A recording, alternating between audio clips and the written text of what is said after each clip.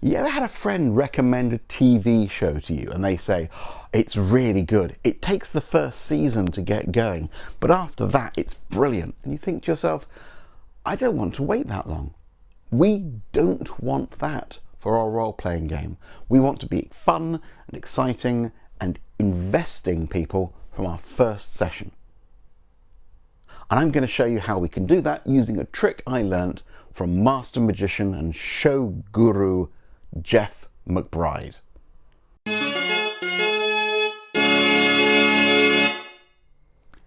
Everyone has their characters. You've explained the setting. They know the genre. They will be investigating a mysterious murder or artifact or person or thing.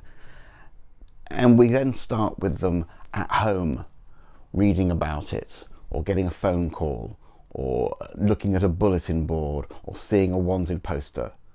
And then you say to them, what do you do? And everything grinds to a halt because you want them to say, oh, well, I'm going to investigate the thing that's been dropped in my lap. But this is their first chance to make a decision about what their character does and is like. And they resist. They prevaricate. They slow down. They say, oh, well, I guess I'll do this. Why not start quickly?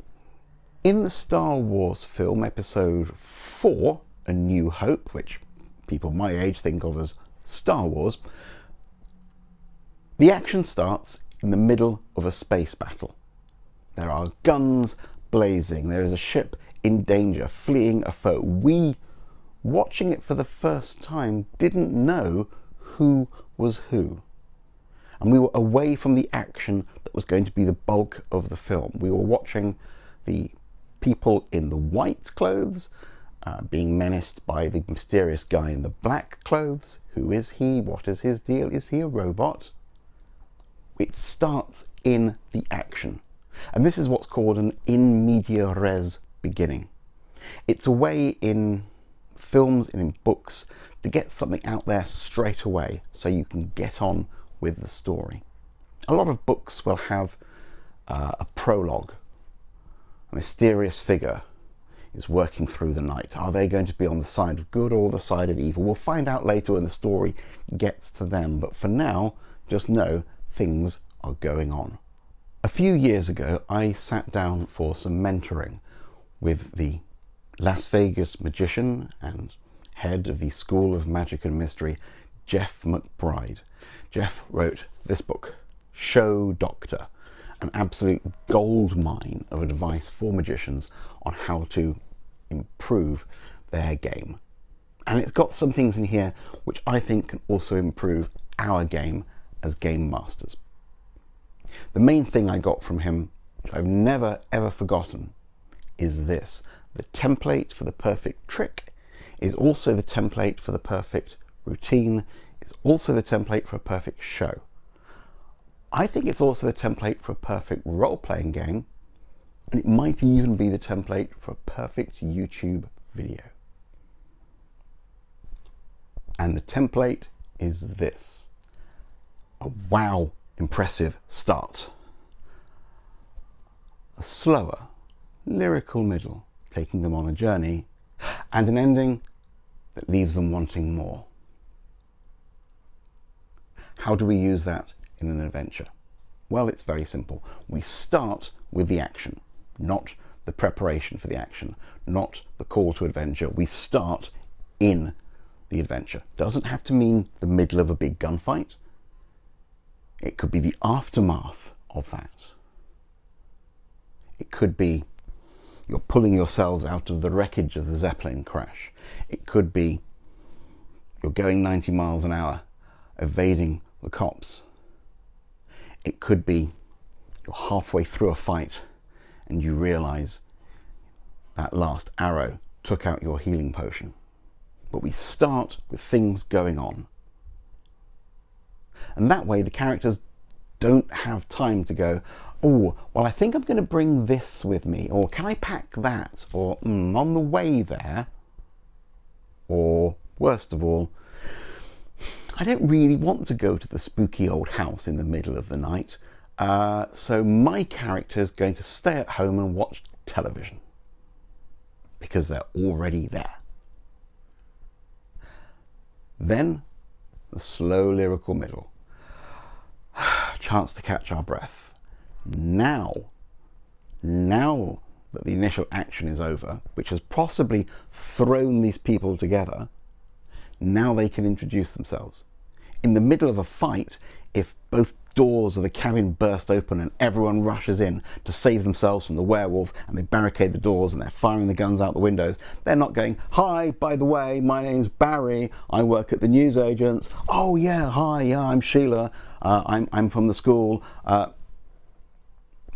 Action, action, action, action.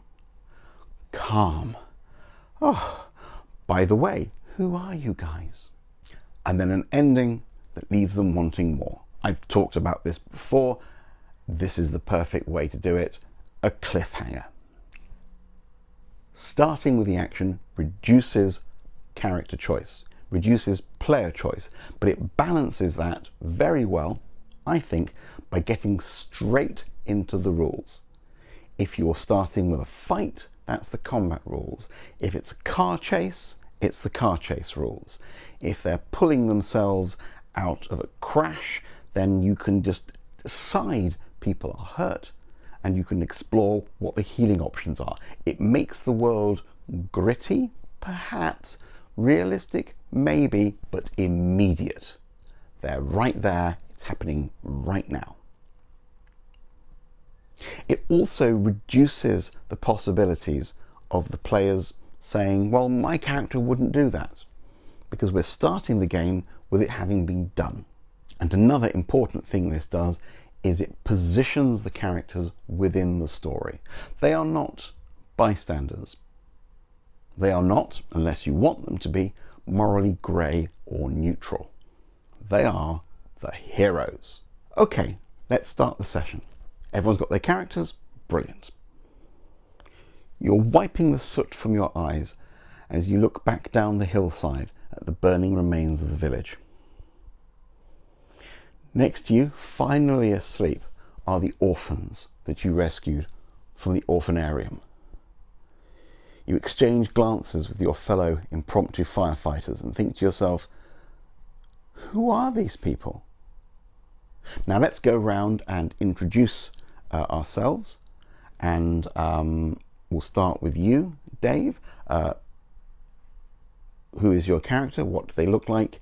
And why were they on their way across town that late at night? Next person. And why were you delivering something to the orphanage at the moment the fire broke out? Next person. And why were you unable to sleep and were looking out of your window when the fireball went up?